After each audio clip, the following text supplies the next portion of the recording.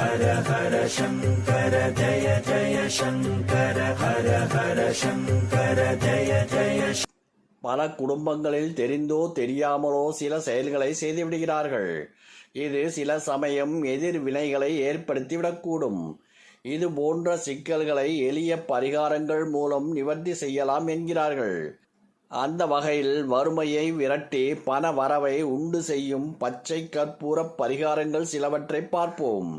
இந்த பச்சை கற்பூரங்களில் குணங்கள் என்னவென்று சுருக்கமாக இங்கே பார்ப்போம்.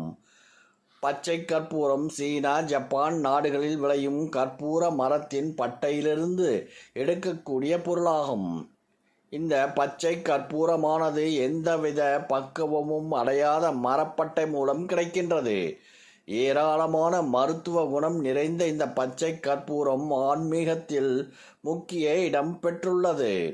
ஒரு சிறிய கிண்ணத்தில் பச்சை கற்பூரம், 4 கிராம்பு, 2 ஏலக்காய், அரை ஸ்பூன் சோம்பு சேர்த்து கலக்க வேண்டும். அதனை பூஜை அறையில் தென்மேற்கு மூலையில் வைக்க வேண்டும். இதனால் நிதி பிரச்சனைகள் குறையும் என்பது நம்பிக்கையாகும். இதனால் துர்சக்தியானது வீட்டை விட்டு வெளியே போய்விடும். கண் திருஷ்டி, எதிர்மறை ஆற்றல் விலகிவிடும். எனவே இந்த முடிச்சினை பீரோவில் பணம் வைக்கும் இடத்தில் வைக்கலாம். அல்லது 2 பச்சை கற்பூர துண்டை ஒரு பேப்பரில் வைத்து மடித்து பர்சில் வைத்து கொள்ளலாம். தொழில் செய்யும் இடம் பணம்பட்டியிலும் வைக்கலாம்.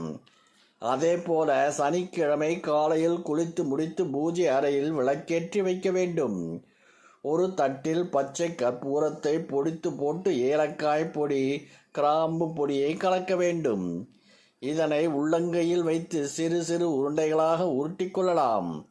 இவை அனைத்தையும் பெருமாளின் பாதத்தில் வைத்துவிட்டு ஓம் நமோ நாராயணா என்ற மந்திரத்தை சொல்லி பஞ்சம் தீர வேண்டும் என்று வேண்டிக் கொண்டால் போதும்.